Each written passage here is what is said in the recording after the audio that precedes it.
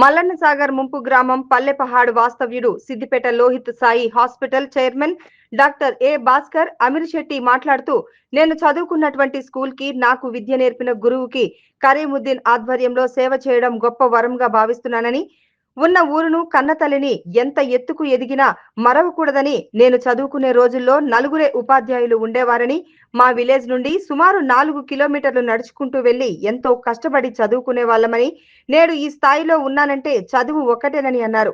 School principal Karimuddin మాట్లాడుతూ నేను చదువు చెప్పిన నా విద్యార్థి డాక్టర్ ఏ భాస్కర్ అమీర్ శెట్టి ఈ స్థాయికి రావడం ఎంతో గర్వంగా ఉందని అన్నారు. జెడ్పీహెచ్ఎస్ ఆర్&ఆర్ కాలనీ స్కూల్లో విద్యార్థులు మరింత ఉన్నత విద్యను అభ్యసించడానికి డాక్టర్ ఏ భాస్కర్ ను అడగగానే స్కూల్ కి కావలసిన గ్రంథాలయ పాఠ్య పుస్తకాలు కంప్యూటర్ డెస్క్ టేబుల్స్ అందజేయడం జరిగిందని అన్నారు. విద్యార్థులకు సూచనలు ఇస్తూ ఉన్నత విద్యను అభ్యసించి గొప్ప ఉన్నత స్థాయికి చేరి మీరు కూడా ఇలాంటి ఎన్నో సేవా కార్యక్రమాలు చేయాలని, అలాగే మీరు చదువుకున్న పాఠశాలకు మీ తల్లిదండ్రులకు మంచి పేరు తీసుకురావాలని, ఈ విధంగా సమాజానికి సేవ చేస్తూ ఆదర్శంగా నిలవాలని అన్నారు. పాఠశాల ప్రధాన అధ్యాపకులు కరీముద్దీన్, ఉపాధ్యాయ బృందం డాక్టర్ ఏ భాస్కర్ అమీర్ శెట్టి షాల్వా కప్పి సన్మానం చేశారు. వారు చేస్తున్న సేవా కార్యక్రమాలకు కృతజ్ఞతలు తెలిపారు. అలాగే చదువు చెప్పిన గురువు కరీముద్దీన్ కి డాక్టర్ ఏ భాస్కర్ అమీర్ శెట్టి కూడా సన్మానించారు. ఈ కార్యక్రమంలో మాజీ సర్పంచ్ శ్రీనివాస్, మాజీ ఉప సర్పంచ్ బాలకృష్ణ, మాజీ ఎంపీటీసీ నరసింహారెడ్డి, లస్కరి సత్తయ్య, రాజశేఖర్ రెడ్డి, నరేష్ యాదవ్, శేఖర్, రాములు, నాగరాజు, బాబు, శత్రు, గ్రామ పెద్దలు, యువకులు తదితరులు పాల్గొనడం జరిగింది. సబ్జెక్టు ఇద్దరు ఉపాధ్యాయులు పనిచేస్తున్నారు. మన స్ట్రెంత్ 392. ఇంగ్లీష్, తెలుగు ఇద్దరు, ఇంగ్లీష్ ఇద్దరు, ఇట్లా చెప్పుకుంటూ పోతే అన్ని సబ్జెక్టులో ఇద్దరు టీచర్లు ఉన్నారు. కాబట్టి మంచి నాణ్యమైనటువంటి ఎడ్యుకేషన్ అందించడానికి మరి మన ఉపాధ్యాయ సిబ్బంది అంతా కూడా సిద్ధంగా ఉన్నారు. కాబట్టి మరి విద్యార్థులు మరి అప్పుడు భాస్కర్ చదువుకునేటప్పుడు వాస్తవానికి ఆ పాఠశాలలో 4-5 టీచర్లమే ఉండేది. అంటే సబ్జెక్టు చెప్పడానికి టీచర్ల కొరత అయినప్పటికీ మరి తను చెప్పినటువంటి మాటల్లో మీకు అర్థమై ఉంటుంది. ఎందుకంటే జుట్టుంటే తలస్నానం చేస్తే టైం వేస్ట్ అయితే మళ్ళీ అనుకున్నటువంటి లక్ష్యాన్ని సాధించలేము అనేటువంటి ఉద్దేశంతో పరీక్షల సమయంలో మరి గాంధీ తాతలాగా మారిపోయింది. ఎందుకంటే సమయాన్ని ఆదా చేసుకొని తన ఉన్నతమైనటువంటి లక్ష్యాన్ని చేరుకోవాలని. అందుకని అతను చెప్పినటువంటి ప్రతి మాటలో కొంత అర్థం ఉంది. ఈరోజు పోస్ట్ గ్రాడ్యుయేట్ స్టూడెంట్స్ కు నిజంగా ప్రొఫెసర్ గా బోధిస్తున్నట్టే నాకు ఇంకా గర్వకారణంగా ఫీల్ అవుతున్నాను. ఎందుకంటే ఆనాడు మరి మీలాగా 6వ తరగతి నుంచి 10వ తరగతిలో ఉన్నటువంటి విద్యార్థులు ఈనాడు సమాజంలో ఎదిగి సమాజ హితం కొరకు, సమాజ సేవ కొరకు వైద్యో నారాయణ అంటే దేవుడితో సమానం మరి అలా ఒక పవిత్రమైనటువంటి వృత్తిలో ఉండి మరి తను సంపాదించింది తనకే కాకుండా మరి సమాజానికి ఇతోదిక సేవ చేస్తూ మరి మీలాంటి విద్యార్థులను కూడా మరి తన యొక్క మాటలతో, తన యొక్క వృత్తి నైపుణ్యంతో మరి మిమ్మల్ని కూడా ఉత్తేజపరుస్తున్నందుకు నిజంగా వారికి కృతజ్ఞత, అభినందనలు తెలియజేస్తూ చివరగా మరి మా పాఠశాలకు విచ్చేసి మా యొక్క ఆహ్వానాన్ని మరి మన్నించి, చిన్నవాడు కాబట్టి నేను ఎక్కువ పెద్ద మాటలు కూడా మాట్లాడకూడదు, ఎందుకంటే ఆ సంబంధం అనేటువంటిది ఎప్పుడు కూడా అలాగే ఉంటుంది. కాబట్టి మరి మన పాఠశాలకు వచ్చి మరి ఇంత చక్కటి కార్యక్రమానికి కేంద్ర బిందువు అయినందుకు మున్ముందు కూడా తనకు సమయం దొరికినప్పుడు మన పాఠశాలకు విచ్చేసి తన యొక్క అమూల్యమైనటువంటి సమయాన్ని కేటాయిస్తారని కోరుకుంటూ మీరందరూ కూడా తప్పనిసరిగా ఈరోజు మనసులో భావించుకోండి. మేము కూడా సెల్ ఫోన్ ముందట, టీవీ ముందట, ఇంకా ఇతరత్తా కాకుండా ఉపాధ్యాయులు చెప్పినటువంటి ప్రతి విషయాన్ని మరి భాస్కర్ సార్ ఒకటే చెప్పిండు, మీకు పుస్తకంలో ఉన్నటువంటి దాన్ని లైన్ తప్పకుండా అన్ని చదవాలని చెప్పిండు. సో మీరందరూ కూడా చదువుతారని మరొకసారి మీ విద్యార్థులందరినీ కూడా కోరుకుంటూ మరి ఈనాటి కార్యక్రమాన్ని దిగ్విజయం నిజంగా ఎక్కువ టైం అయింది. వారి యొక్క అమూల్యమైనటువంటి సమయాన్ని ఇక్కడికి వచ్చేసినటువంటి అందరూ కూడా కేటాయించినందుకు, ముఖ్యంగా శ్రీనివాస్ గారు నాకు ఈరోజు మొదటి పరిచయమే, కానీ మంచి వాగ్దాటి ఉన్నట్టుగా నేను గమనించాను. మరి ఇలాంటి గొప్ప గొప్ప వారు అప్పుడప్పుడు మా పాఠశాలను సందర్శిస్తే ఇంకా కొంచెం పాఠశాల అభివృద్ధికి వెళ్ళేటువంటి అవకాశం ఉంటుంది. బహుశా నేను వచ్చినప్పుడు ఫోన్లో ఒకసారి మాట్లాడినట్టు నాకు గుర్తుంది. ఎందుకంటే ఇక్కడికి వచ్చిన ప్రతి సర్పంచ్కు నేను వచ్చిన కొత్తలో ఒకసారి కాల్ చేసిన, నేను ఇక్కడ హెడ్ మాస్టర్ వచ్చిన సార్ మీరు రండి ఒకసారి, నా ప్రయత్నం ఒకటి చేసిన. కొంతమంది కనెక్ట్ అయ్యారు, కొంతమంది కాలేదు. ఏది ఏమైనా ఇలాంటి సందర్భం వచ్చినప్పుడు కనెక్ట్ అవుతుంటాం.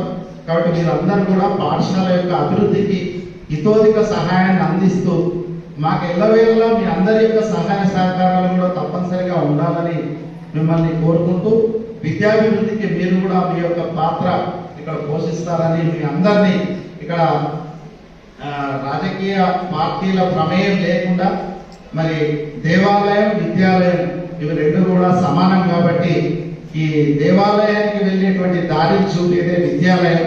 కాబట్టి విద్యాలయంలో మనం అందరం కూడా ఒక చక్కటి విద్యను అందించడానికి బంగారు పాఠం చేస్తారని, మా విద్యార్థుల యొక్క జీవితాలు బంగారుమయంగా కావడానికి మీతో పాటు మేము కూడా తప్పనిసరిగా కృషి చేస్తామని, ఇక్కడ ఉన్నటువంటి ఉపాధ్యాయులందరూ కూడా కష్టపడాలి, ఈ పిల్లలకు సరి అయినటువంటి విద్యను అందించాలనేటువంటి ఏకైక దృక్పథంతో వచ్చిన వారే అనేటువంటి విషయాన్ని మేము ముందు ఉంచుతున్నాం.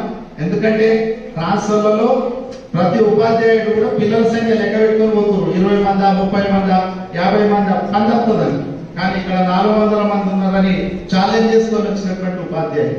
కాబట్టి అందరూ కూడా పనిచేయడానికి సిద్ధంగా ఉన్నామని విద్యార్థులకు కూడా తెలియజేస్తున్నాం.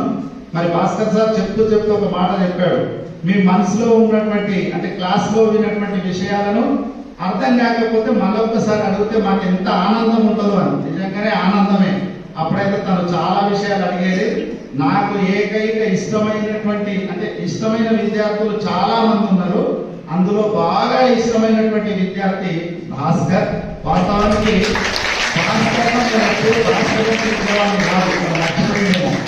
రుక్మారావుని ఇష్టం, ఎందుకంటే వాళ్ళ డాడీ పేరు నాకు ఇష్టం. ఎందుకు అది అట్లా అటాచ్ అయింది.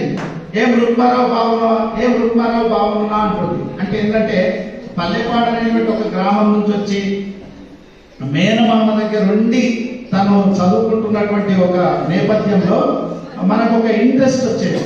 సో ఆ రకంగా ఒక మంచి విద్యార్థిగా ఎదిగి అలా అమ్మా నాన్న ముందు ఒక మంచి పాఠశాల స్థాయిలో ఈ రకమైన ఘనమైన సన్మానాన్ని తీసుకున్నందుకు నిజంగా భాస్కర్ కు మరొకసారి శుభాభినందనలు తెలియజేస్తూ ఇదే స్ఫూర్తి వెనవేళలా కంటిన్యూ చేయాలి. విద్యార్థులు కూడా స్ఫూర్తిని పొందుతారని ఆశిస్తూ చివరిగా మా Sharma sir vote of thanks ఒకటే వర్డ్లో పూర్తి చేస్తారని తెలియజేస్తుంది. ధన్యవాదాలు సార్. ఇప్పుడే ఈ కార్యక్రమంలో 7 గంటలకు శ్రమకు చెందినటువంటి వాస్తవ్యులు సత్యయ్య గారు మా పాఠశాలకు కంప్యూటర్ అవి టేబుల్స్ ఇస్తారని వారు వాగ్దానం చేశారు. అది ఒక్కసారి మనం గట్టిగా చెప్పండి. మా మాస్టర్ గారు అద్భుతమైనటువంటి కార్యక్రమం ఇది. నేను ఫస్ట్ టైం అంటే ఒక విధంగా ఎంతో మంది మాస్టర్లు ఉంటారు, నేను చూస్తున్నాను. దాదాపుగా 700 మంది.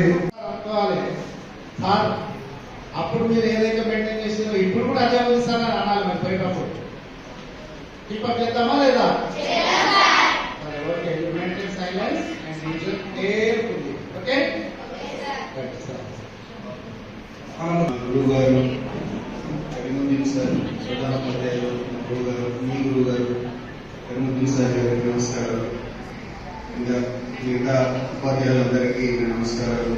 మా ఫ్రెండ్స్, మా విలేజ్ వాళ్ళు, నా శ్రేయోభిలాషులు, మా అమ్మ నాన్న అందరికీ నమస్కారాలు. పిల్లలకు నా ఆశీస్సులు. ఈరోజు ఈ కార్యక్రమానికి రావడం ఆనందంగా ఉంది. యాక్చువల్గా సార్ గురించి మీ అందరికీ తెలుసు, మీ అందరికన్నా నాకు ఎక్కువ తెలుసు. ఎందుకంటే 5 సంవత్సరాలు సార్ దగ్గర శిష్యుని. 1989 to 1994 LPHS మరుపు కంటే మీకు 15 కిలోమీటర్. అంటే మాది పల్లెపహాడ్ విలేజ్ అయినా మా పల్లెపహాడ్ విలేజ్లో అప్పుడు ఫస్ట్ నుండి 5th వరకే ఉంది. దాని తర్వాత మేము 6th నుండి వేలుగాడికి వెళ్ళాం. సో మా అమ్మ రోజు నేను వెళ్ళడం కష్టమనో లేకపోతే ఇతర కారణాల వల్ల మా అమ్మ నాన్న మా అమ్మమ్మ వాళ్ళ ఇంటికి పంపించారు. సో సో అమ్మమ్మ వాళ్ళ ఇంటికి పంపించడమో లేకపోతే ఆ రోజు వాళ్ళు తీసుకునే డెసిషన్ ఫస్ట్ నన్ను ఎందుకు పంపించారు, ఎంత దూరము, నన్ను వదిలేసి పల్లెపాడు నుండి వదిలేసి నన్ను పంపించడం చాలా బాధపడేవాడిని. తర్వాత స్కూల్లో 1989 అంటే ఇప్పటికి 35 years బ్యాక్ అప్పుడు బాధపడ్డాను. కానీ తర్వాత అక్కడ ఉన్న ఫ్రెండ్స్, నా గురువులు అందరూ కలిసాక ఆ స్కూల్ వాతావరణం, ఓన్లీ స్కూల్ గురించే వెళ్ళలేదు. 6th క్లాస్ నుండి 10th క్లాస్ వరకు నాకు మా పల్లెపాడులో స్కూల్ లేదు. డైలీ సైకిల్ మీదనో నడుచుకుంటాను పల్లెపాడు వేములగడ్డ విలేజ్కి. వేములగడ్డ అంటే ఒక మీ అందరూ తెలుసు 4 కిలోమీటర్లు ఉంటుంది పల్లెపాడు, 3-4 కిలోమీటర్లు ఉంటుంది. మా సీనియర్లు అంతా అట్లే వెళ్ళేవాళ్ళంటే 4వ తరగతి 3వ తరగతి ఉంటే సైకిల్ నేర్చుకునేవాళ్ళు. కొందరు స్తోమత ఉండేవాళ్ళు సైకిల్ మీద వెళ్ళేవాళ్ళు, కొందరు నడుచుకుంటూ వెళ్ళేవాళ్ళు. సో అప్పటికి సైకిల్ కూడా రెడీ చేసి పెట్టుకున్నాం మేము నేర్చుకొని వెళ్దామని. కానీ మా అమ్మ నాన్న వాళ్ళిద్దరు వెళ్ళడం కష్టమని స్కూల్ ఉంది అని మా మర్కు విలేజ్లో ఎందుకంటే ఇక్కడ అమలాబాద్కి గౌరవం అక్కడికి పంపించారు. 89 to 94 వరకు ఉన్నాను. అప్పుడే 89లో సార్ వచ్చారు. నేను వెళ్ళి అక్కడ నుంచి జాయిన్ అయినాక ఒక 6 monthsకి సార్ వచ్చారు. ఇప్పుడంటే ఇప్పుడు నేను ఇందాక సార్ అడిగితే మీ స్కూల్లో 14 టీచర్స్ ఉన్నారని చెప్పారు. అప్పుడు మా స్కూల్లో 3 or 4 టీచర్స్. ఇప్పుడు కూడా నాకు ఆ ఫొటోస్ ఉన్నాయి. అప్పుడు చూస్తుంటాను ఆ ఫొటోస్. అక్కడికి ఎవ్రీ ఇయర్ స్కూల్ డేతో లేకపోతే టీచర్స్ డే వాటికి దిగుతుంటాను కదా, అప్పుడు కూడా ఫొటోస్ ఉన్నాయి. సార్ వచ్చినాక నా క్రమశిక్షణ మారిపోయింది. అంతవరకు యాక్చువల్గా ఒకటి చెప్పాలంటే ఏంటంటే నేను ఫస్ట్ నుండి టిల్ +2 అంటే ఇంటర్మీడియట్ కూడా government school, government primary school, government high school and government junior college. Study all my classes in government. అంటే గవర్నమెంట్లో చదివే వాళ్ళు తక్కువ, ప్రైవేట్లో చదివే వాళ్ళు ఎక్కువ అనే భావన పోవడానికి నేను మీలాగే స్కూల్కి వచ్చేవాళ్ళు, మీలాగే డైలీ బుక్స్ తీసుకొని డైలీ స్కూల్ డ్రెస్, అంటే స్కూల్ డ్రెస్ కూడా లేదు. ఈరోజు మీరు యూనిఫామ్లో చూస్తే బాగా అనిపిస్తుంది. కరీముద్దీన్ సార్ వచ్చినాక మాకు 7th క్లాస్ నుండి స్కూల్ డ్రెస్ కాన్సెప్ట్ వచ్చింది. అంటే నాకు గురువులు అంటే ఇద్దరే, ఒకటి కరీముద్దీన్ సార్, రెండోది Sanjeev Reddy sir head master, Karimuddin sir, Satyanarayana sir కూడా ఉన్నారు, కుమారెడ్డి సార్ కూడా ఉన్నారు. 4 ఉండేది. కానీ నాకు ఎక్కువ అసోసియేషన్ ఉండేది, ఎక్కువ అటాచ్మెంట్ ఉండేది నాకు కరీముద్దీన్ సార్ తోటి, సంజీవ్ రెడ్డి సార్ తోటి. అండ్ నా ప్రైమరీ స్కూల్లో కూడా ఇద్దరే టీచర్లు ఉండేవారు. ఒకటి పాల్రెడ్డి సార్, ఇంకోటి రవీందర్ రెడ్డి సార్. నా 1st క్లాస్ నుండి 5th క్లాస్ వరకు Pal Reddy sir and Ravinder Reddy sir ఉండేవారు. తర్వాత 6th క్లాస్ నుండి 10th క్లాస్ వరకు మిగతా టీచర్లు వస్తూ పోయేవాళ్ళు. 6 నెలలు, సంవత్సరం